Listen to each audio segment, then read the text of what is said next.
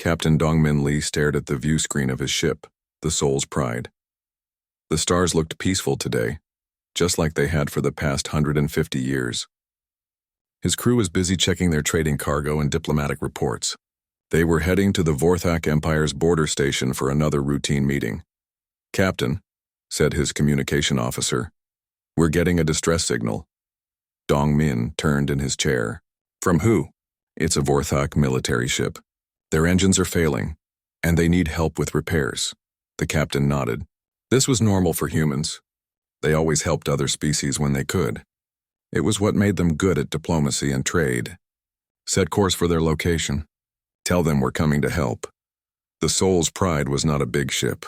It had basic weapons for protection against pirates and simple shields that could stop most attacks. The crew of 40 humans worked well together, and they were known across the galaxy as helpful and kind people. When they reached the Vorthak ship, Dongmin could see it was much larger than his own vessel. The Vorthaks were one of the 3 strongest military powers in the galaxy. Their ships were built for war, with heavy armor and powerful weapons. This one looked like it could destroy 10 human ships without much trouble. "Captain Lee," came a rough voice over the communication system. "I am Commander Zhelkar of the Vorthak Empire. Our main engine has stopped working.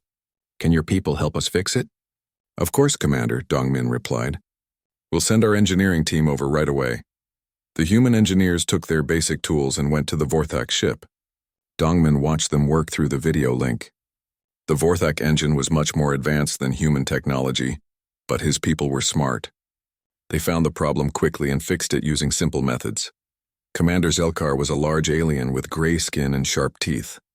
He walked around the human engineers while they worked. "Your technology is very basic," he said to the team leader. "How do you travel between stars with such simple systems?" The human engineer, a young woman named Heejin, smiled politely. "We may not have the best technology, but we make it work. Humans are good at finding simple solutions to big problems." The Vorthak commander laughed. "Simple solutions. Yes, that sounds like humans. You are useful for trade and diplomacy, but you would never survive a real war." Heejin kept working and did not say anything back. This was how humans always acted with stronger species. They were polite and humble. They never showed off or acted aggressive. After 3 hours, the Vorthak engines were working again. Commander Zhelkar thanked the humans, but Dongmin could see he did not respect them. To the Vorthaks, humans were weak but helpful, like pets that could fix things. "Captain Lee," Zhelkar said before ending the communication, "your people are kind, but kindness will not protect you if stronger species decide they want your worlds." Dongmin smiled peacefully. "We hope that day never comes, Commander. Humans prefer to solve problems with words, not weapons." The Vorthak ship flew away, leaving the Soul's Pride alone among the stars. Dongmin's crew watched it go. They had done their job well, just as humans always did. But far away on Earth, things were different. In a secret underground facility, Dr. So-Young Kim was working on something that would shock the galaxy. She was not building better engines or trade equipment. She was creating weapons that could destroy entire fleets. "The new antimatter reactor is ready for testing," she told her team. "The energy output is 300 times greater than what we show the other species." Her assistant, Dr. Wu Jinhan, checked his computer. "The Vorthaks still think we use basic fusion power. They have no idea what we're really capable of." Admiral Kyung-ho Bae entered the laboratory. He was the secret commander of Earth's real military forces. The galaxy thought humans had only a few hundred small ships for protection against pirates. They did not know about the thousands of warships hidden in secret bases. "Dr. Kim," the admiral said, "we just received intelligence reports. The Vorthaks are planning something big. They think human space would be easy to conquer." So-Young looked worried. "Are we ready if they attack?" "We've been ready for 50 years, Admiral Bae replied. "But we hoped we would never need to show them the truth." Meanwhile, Ambassador Nari Park sat in her office on the Confederacy capital world. She was reading reports from across the galaxy. As the chief human representative, she worked hard to keep peace between all species. Her communication device beeped. It was a message from Earth, marked with the highest security level. Nari read it quickly and her face became serious. The message was from President Jin Woo-yu himself. It said, "Vorthak military movements detected. They are preparing for invasion. Be ready to implement Protocol 7 if needed." Nari knew what Protocol 7 meant. It was the emergency plan that would reveal humanity's real military power to the galaxy. For 150 years, humans had pretended to be weak. They showed only basic technology to other species. They acted like they could barely defend themselves. But this was all a lie. The truth was that humans were the most advanced species in the galaxy. While other species fought wars and competed for power, humans had been quietly developing incredible technology. They had built weapons that could crack planets. They had created ships that could appear and disappear like ghosts.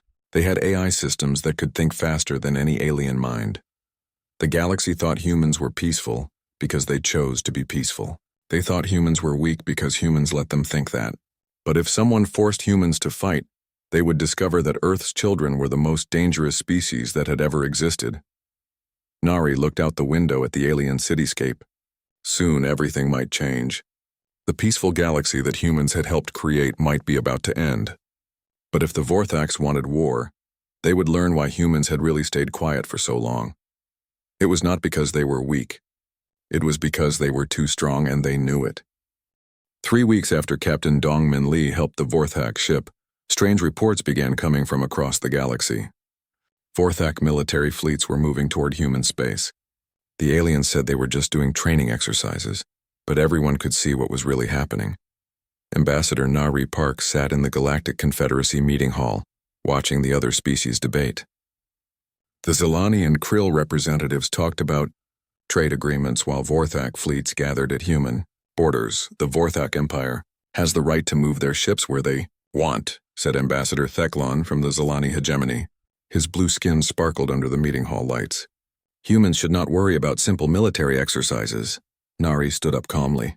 These exercises involve over 800 warships. That's more than the total number of ships humans have for defense. We're concerned about the intentions behind such a large force. Commander Zelkar, who was now representing the Vorthax at these meetings, laughed loudly. Humans worry too much. Your weak ships and basic weapons cannot threaten the mighty Vorthak Empire. We have no reason to fear you. The other alien representatives nodded in agreement. Everyone knew humans were peaceful traders with simple technology. The idea that humans could fight the Vorthax was like thinking a child could fight a giant. But Nari knew something they did not. That morning, she had received another secret message from Earth. The message had only 3 words. Protocol 7 activated. Far away on the hidden world of New Jeju, massive underground doors were opening for the first time in decades. Admiral Kyung-ho Bae stood on the command bridge of a facility that did not officially exist. Below him, thousands of human workers were preparing ships that the galaxy had never seen. Report, Admiral Bae said to General Taiwan Yun, the head of Earth's Special Weapons Division. All hidden fleets are ready for deployment, the general replied. We have 2,300 warships ready for combat. The new quantum fold drives are installed and tested. Our ships can now travel faster than anything the Vorthax have. Admiral Bae nodded. It had taken 50 years to build this secret fleet. Every ship was designed using technology that was centuries ahead of what other species possessed. While the galaxy thought humans were struggling with basic fusion power, Earth's engineers had been perfecting antimatter reactors and quantum computers. What about the special weapons? Admiral Bae asked. The kinetic bombardment platforms are in position around all major human colonies, General Yoon reported. The AI fighter swarms are ready for deployment, and Dr. Kim's new gravitational weapons have passed all tests. In another part of the facility, Commander Mi Young Choi was preparing her crew for their first mission. Her ship, the Busan Phantom, was humanity's most advanced stealth destroyer. It could become completely invisible to all known detection systems. Remember, she told her crew of 30, the galaxy thinks this technology is impossible. We're going to show them that humans define what's possible. Her weapons officer, Lieutenant Seola Lim, checked her displays. Captain, our new plasma cannons are ready. They're powered by antimatter and can punch through any known shield system. Meanwhile, Dr. Woo Jin-han was making final preparations to his revolutionary FTL system. The quantum fold drive did not just make ships faster, it let them appear instantly anywhere in space. While other species needed hours to travel between planets, human ships could now be anywhere in seconds. The physics are simple, he explained to his team. We fold space-time itself, creating a tunnel between 2 points. Other species still think faster than light travel requires big engines and lots of energy. They don't understand that space itself can be manipulated. Back on Earth, President Jinwoo Yu was meeting with his military council. They sat in a room deep underground, surrounded by displays showing Vorthak fleet movements. They have committed almost their entire military to this invasion, reported Intelligence Director Park Min-ho. 800 ships in the first wave with 2,000 more ready to follow. They expect to conquer all human worlds within 1 month. President Yu looked tired. For his entire life he had worked to keep humanity's secret. Now that secret might have to be revealed. What do the other Confederacy members think will happen? He asked. They believe human space will fall in less than a week, the Intelligence Director replied. Galactic news networks are already preparing to cover what they're calling the shortest war in history. Dr. So Young Kim entered the meeting room with her latest reports. Mr. President, our new weapons are ready for combat testing. The gravity bombs can destroy entire fleets without damaging planets.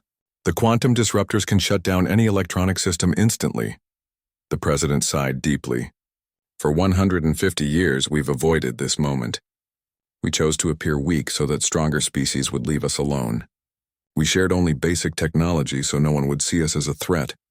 It worked, said Admiral Bay through the communication system. We've had time to develop in peace while other species fought each other. Now we're more advanced than all of them combined. On the bridge of the Soul's Pride, Captain Dongmin Lee received new orders that surprised him.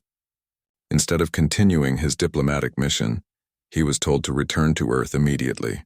All human civilian ships were being recalled to protected space. Captain, his communications officer said, I'm picking up more Vorthak signals. Their fleets are moving into attack positions. Dongmin looked at his crew. These people had spent their lives believing they were part of a peaceful, weak species. They had no idea that humanity could destroy every other civilization in the galaxy if it wanted to. Set course for Earth, he ordered. Maximum speed. As the Soul's Pride turned toward home, Dongmin wondered if this was the end of the peaceful galaxy he had known all his life. Soon everyone would learn the truth about humanity. The question was, would the galaxy survive that truth?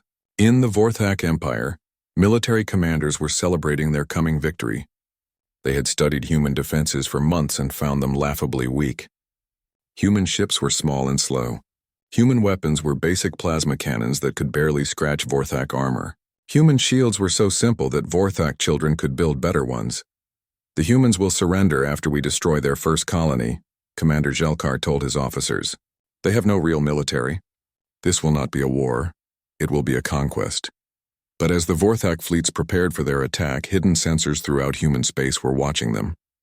Advanced AI systems were tracking every ship, analyzing every weapon and preparing countermeasures that would shock the galaxy.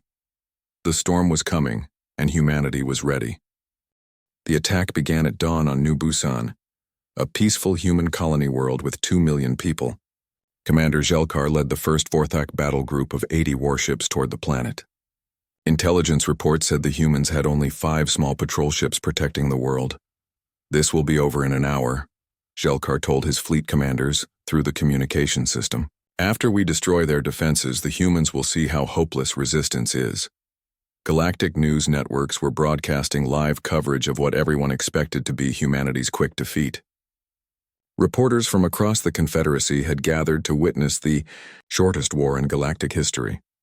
The Vorthak Empire's mighty fleet approaches the defenseless human colony, announced news anchor Veltar from the Zilani hegemony. Military experts predict complete human surrender within days. On New Busan, the colonists were evacuating to underground shelters. They had been told this was just a safety drill, but they could see the worry in their leaders' faces.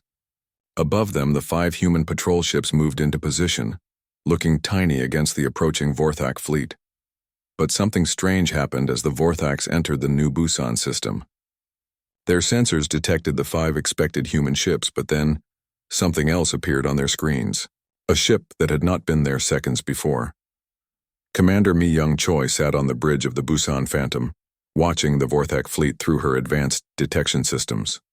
Her stealth destroyer had been invisible, waiting for this moment. All stations report ready, Captain, said Lieutenant Seola Lim from the weapons station. Good, Mi Young replied calmly. Let's show them what human engineering can really do. Decloak the ship. The Busan Phantom suddenly appeared in space between the Vorthak fleet and New Busan. The alien ships immediately targeted it with their sensors, expecting to see another basic human patrol vessel. Instead, they found something that should not have existed. The human ship was using cloaking technology that the galaxy's best scientists said was impossible. Its energy readings were off the scale, powered by systems the Vorthax had never seen before. "What is that ship?" Jelkar demanded from his bridge. "Our intelligence said humans don't have cloaking technology." Before his officers could answer, the Busan Phantom opened fire. But these were not the simple plasma weapons the Vorthax expected from human ships. Antimatter-powered beams lanced out, striking the nearest Vorthak cruiser. The alien ship's shields, which could stop any known weapon, collapsed instantly. The hull armor that could resist planet cracker bombs melted like ice in fire. In 3 seconds, a warship that had taken years to build was reduced to floating wreckage. "Impossible," Jelkar shouted. "No species has weapons that powerful." The Vorthak fleet opened fire with everything they had. Hundreds of plasma bolts and missile warheads struck the lone human ship. The aliens expected to see it destroyed instantly. Instead, the Busan Phantom's shields absorbed every attack without even flickering. The energy barriers around the ship were powered by antimatter reactors that produced more energy than entire Vorthak worlds. "Captain," Lieutenant Lim reported with a smile, "their weapons can't even scratch our shields." "Then let's end this quickly," Mi Young replied. "Launch fighter squadrons." From the Busan Phantom's launch bays came something that made the Vorthax panic. Dozens of small human fighters appeared, but they moved in ways that broke every law of physics the aliens knew. The fighters could stop instantly, turn in impossible directions, and accelerate faster than anything should be able to move. Lieutenant Seola Lim was flying the lead fighter, equipped with inertial dampening fields that let human pilots survive maneuvers that would kill any other species. Her fighter danced between Vorthak weapons fire like it was moving through water. "These humans are using technology we don't understand," reported one of Jelkar's officers. "Their fighters should not be able to move like that." But the real shock came when human Marines began appearing on Vorthak ships. Colonel Hyan Wu Kang led the Ghost Battalion, elite soldiers equipped with personal teleportation devices. They simply materialized in the enemy ship's corridors. "Surrender your vessel," Colonel Kang told the surprised Vorthak crew members in their own language. "You are outmatched." The alien warriors tried to fight, but human personal shields deflected their weapons, while human armor absorbed their attacks. In minutes, entire Vorthak ships were being captured from the inside, but this was only the beginning. As the first battle raged around New Busan, more human ships began appearing throughout the system. Not the 5 patrol vessels the Vorthax expected, but dozens of advanced warships that had been hiding in stealth mode. Fleet Admiral Bo-Ra Song commanded this secret fleet from her flagship, the Inchen's Thunder. She had been waiting 30 years for this moment. "All ships, this is Admiral Song," she broadcast to her fleet. "Show them what humanity is really capable of." The hidden human fleet revealed itself all at once. Advanced destroyers, heavily armed cruisers, and massive battleships appeared from nowhere. Each ship was centuries ahead of anything the Vorthax possessed. "There are too many of them," screamed a Vorthak ship commander. "Intelligence said humans only had 50 ships total." Jelkar stared at his tactical display in horror. Instead of facing 5 weak patrol ships, his fleet was surrounded by over 200 human warships. Each one was more advanced than his flagship. "All ships retreat immediately," he ordered. This is not what we were told to expect, but it was too late. Human ships could move faster than Vorthak vessels could escape. The quantum fold drives that Dr. Wu Jin Han had perfected allowed human ships to appear instantly anywhere in the battle. Within 6 hours of the invasion's start, the entire first Vorthak battle group was either destroyed or captured. 80 of the galaxy's most powerful warships had been defeated by a species everyone thought was weak and peaceful. Across the galaxy, news networks struggled to understand what they were seeing. The reports from New Busan seemed impossible. "The humans have revealed military technology far beyond anything we knew existed," reported a shocked Zelani news anchor. "Their ships are using cloaking systems, antimatter weapons, and faster-than-light drives that our scientists say should be impossible." On the Confederacy capital world, alien leaders watched the battle reports with growing fear. If humans had been hiding this level of technology, what else did they know? What other secrets had the peaceful traders been keeping? Ambassador Nari Park sat in her office, finally able to drop the act she had been maintaining for decades. She activated her communication system and sent a message to every Confederacy member. The Terran Republic has tried to solve this conflict through diplomacy, her message said. The Vorthak Empire chose war instead. Now you see what humans are truly capable of when forced to defend themselves. In the Vorthak Empire's capital, military commanders stared at their screens in disbelief. Their mighty first battle group, the pride of their fleet, had been completely destroyed by a species they had considered barely worth conquering. Send the second wave immediately, ordered Supreme General Morkak. Triple the number of ships. The humans cannot have more surprises. But Admiral Bay, monitoring Vorthak communications from his secret command center, smiled grimly. The aliens had seen only a tiny fraction of humanity's real military power. The second wave would learn that the first battle had been just a warm-up exercise. The galaxy was about to discover that when humans said they preferred peace, it was not because they were weak. It was because they were so strong that war was unfair to everyone else. The destruction of the first Vorthak battle group sent shockwaves across the galaxy. In emergency meetings throughout Confederacy space, alien leaders tried to understand how humans had hidden such advanced technology for so long. Supreme General Morkak of the Vorthak Empire refused to believe the reports from New Busan. In his mind, humans were still the weak species they had always appeared to be. The first battle must have been a lucky victory using some clever tricks. Deploy the entire Imperial fleet, he ordered his commanders. 3,000 ships, including our planet-killer dreadnoughts. We will crush these humans and show the galaxy that the Vorthak Empire cannot be defeated. President Jin Wu-Yu stood in Earth's global command center, watching displays that showed the massive Vorthak fleet assembling. This was the moment he had hoped would never come. For 150 years, humanity had hidden its true nature to avoid exactly this situation. Mr. President, said Admiral Bay, the Vorthaks are committing everything they have. This is total war. President Yu nodded slowly. Then it's time to show them who they're really fighting. Dr. Shin, are your psychological profiles ready? Dr. Yunji Shin, Earth's leading expert on alien psychology, pulled up her research. Yes, sir. For decades, we've studied how other species think and react. The Vorthaks believe strength comes from showing power. They can't understand that we hid our strength as a form of strategy.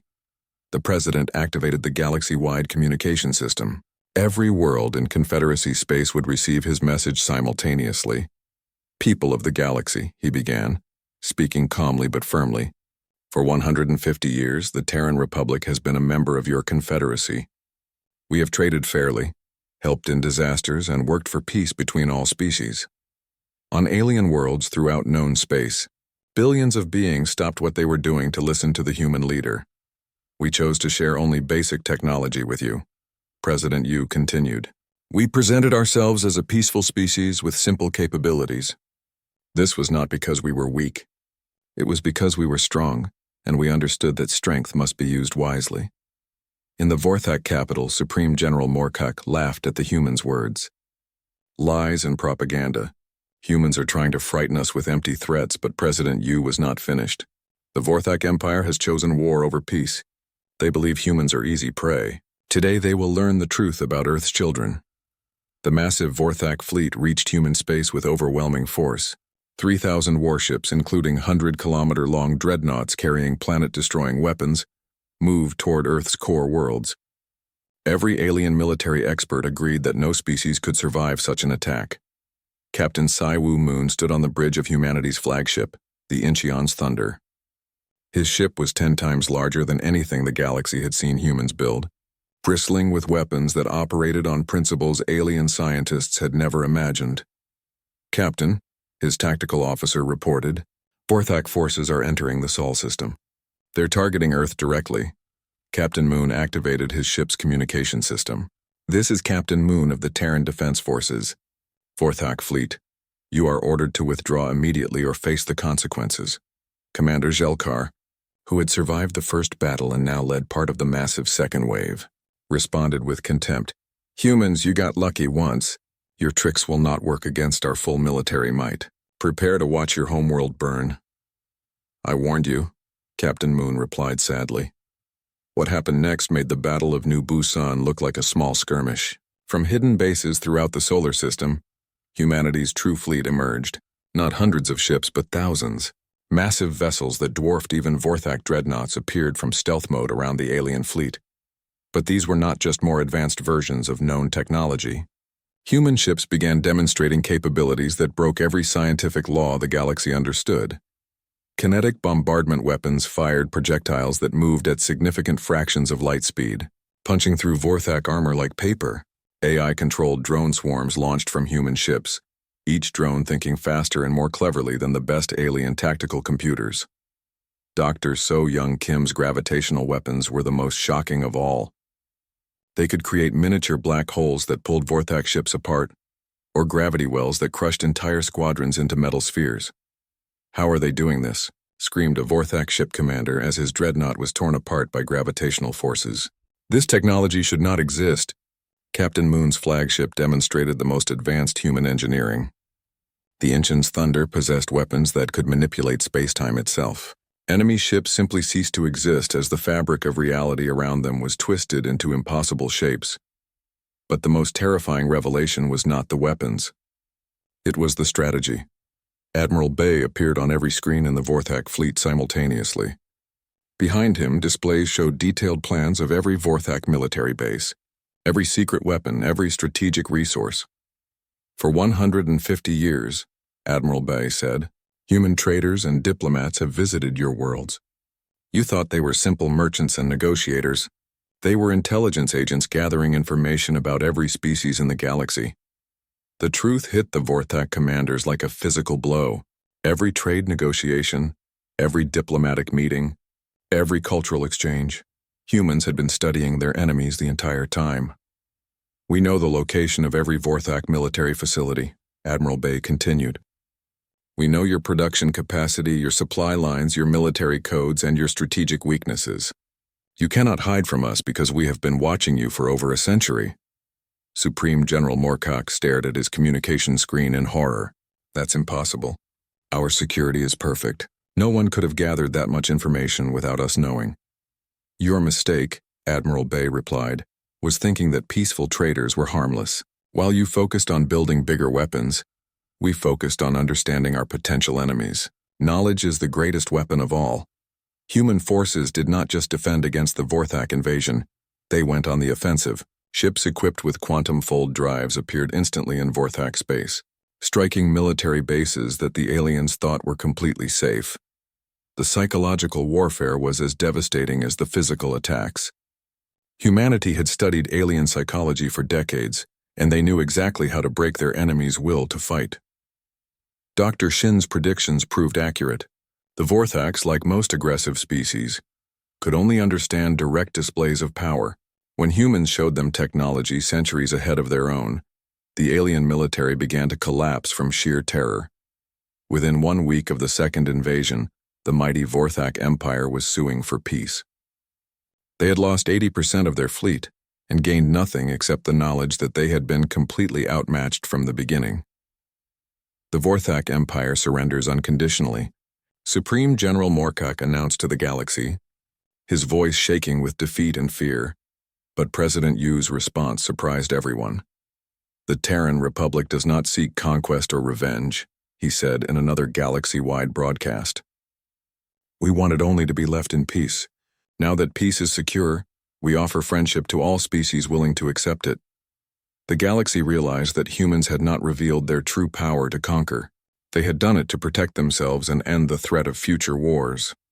Even with overwhelming military superiority, humans chose mercy over domination. It was a lesson that would change galactic civilization forever. 6 months after the Vorthak Empire's surrender, the galaxy was a very different place.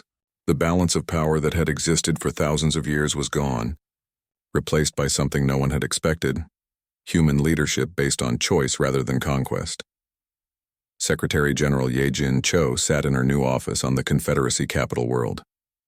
She had been elected as the first human to lead the galactic government, not because humanity had demanded it, but because every other species had begged Earth to take charge.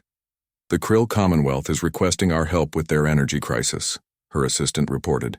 "They want to trade for fusion technology." Ye-Jin smiled. "Tell them we'll share our improved fusion designs freely. But if they want antimatter technology, they'll need to prove they can use it safely and peacefully. This was humanity's new approach to galactic relations. Advanced technology would be shared with species that showed they could be trusted with it.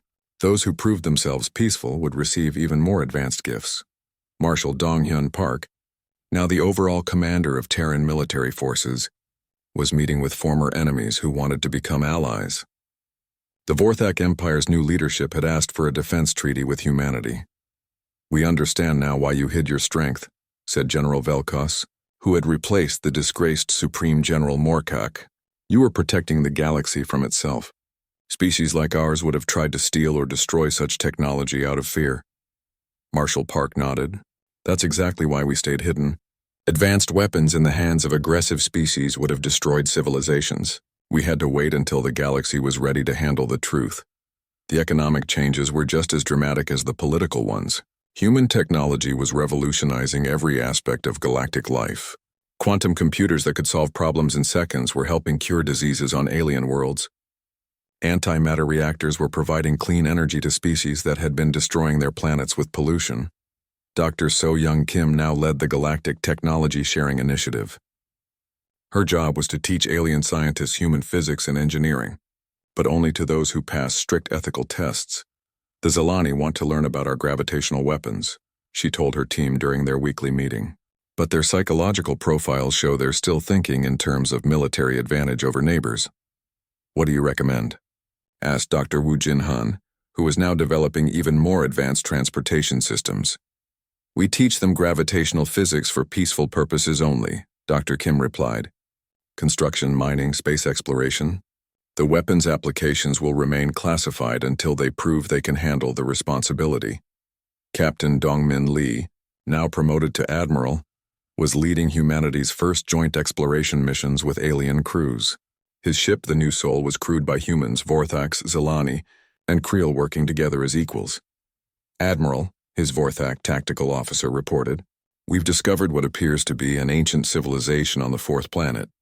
The technology readings are unlike anything in our databases."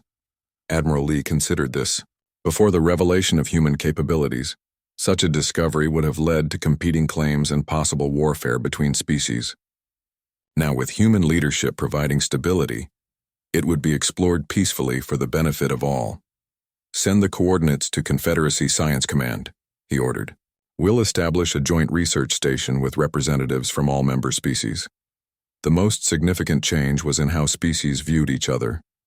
The galaxy had learned that assumptions about strength and weakness were often completely wrong.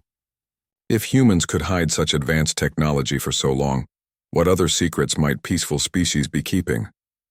Ambassador Nari Park was now serving as Earth's representative to the new Galactic Peace Commission. Her job was to prevent future conflicts before they could start. "The Rigel system dispute has been resolved," she reported to President Yu during their weekly briefing. "Both species accepted human mediation after we demonstrated that our sensors can monitor their entire region of space." President Yu looked tired but satisfied. "Good. How are the other species adapting to the new situation?" "Better than expected," Nari replied. "Once they got over the shock of learning the truth about us, most species realized that human leadership actually benefits them. We're not interested in conquest or exploitation, just in maintaining peace so everyone can develop safely." The technological revolution continued to accelerate. Human ships were now exploring regions of the galaxy that had been unreachable before.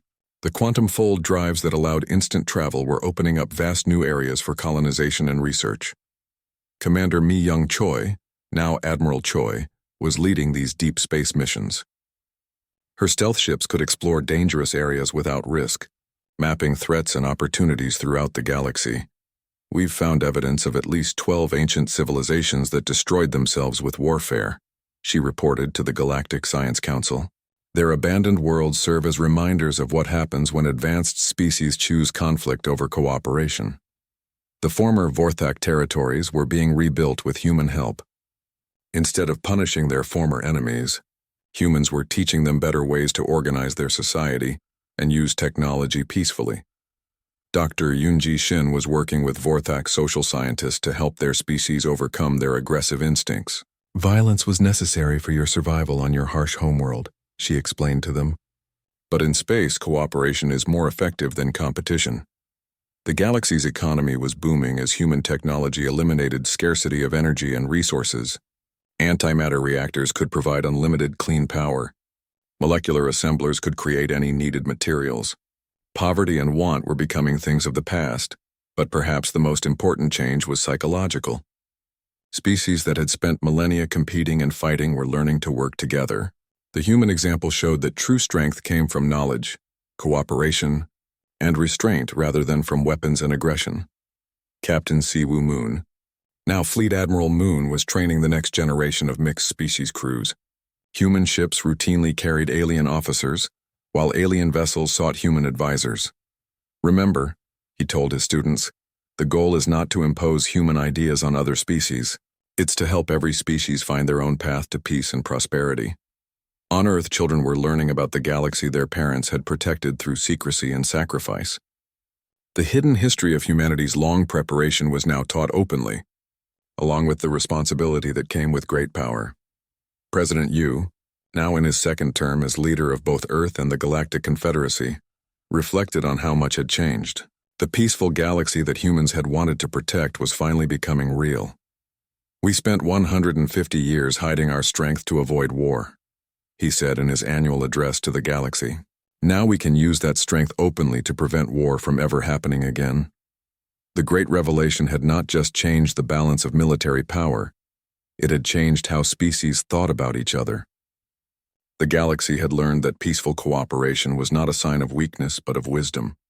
And in the end, that was humanity's greatest gift to the stars. Not their advanced technology or powerful weapons, but their understanding that true civilization meant choosing peace even when you had the power to choose war.